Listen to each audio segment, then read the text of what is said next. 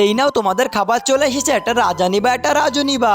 আরে ওয়াও, খাবার চলে এসেছে। এর ভিতরে নিশ্চয়ই বিরিয়ানি আর রুটির মাংস আছে। আমি প্রত্যেকদিন আগে আগে নিয়ে আর ধরা পড়ে যাই, আজকে ভাইয়াকে দিব যাতে ভাইয়া ধরা পড়ে আর আমি ভালোটা পাই। এই ভাইয়া তুমি আজকে প্রথমে নাও।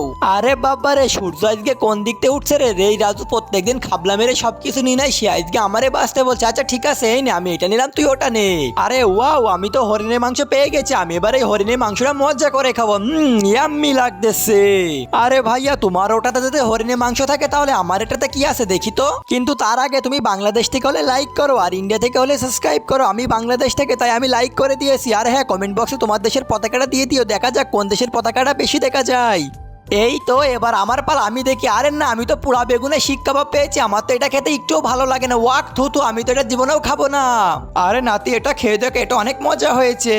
ওকে দাদু, ঠিক আছে, তুমি যখন এত করে রিকোয়েস্ট করছো আমি একটু খেয়ে দেখি তো কেমন হয়েছে। ওরে বাপরে, আরে না, এটা তো ভালোই লাগতেছে, আবার খারাপও লাগতেছে। এটা খাওয়া যায় খাওয়া যায়, একেবারে খারাপ নাই। কিন্তু এটা আমার দেখে খেতে কেমন একটা লাগতেছে। আমি একটা পলিসি করি, আমি চোখটা ঢেকে খেয়ে নিব। চোখ ঢেকে যেটাই খাবো সেটাই হালাল হয়ে যাবে। এই তো আমি এবার এটা ইয়াম্মি করে খাবো।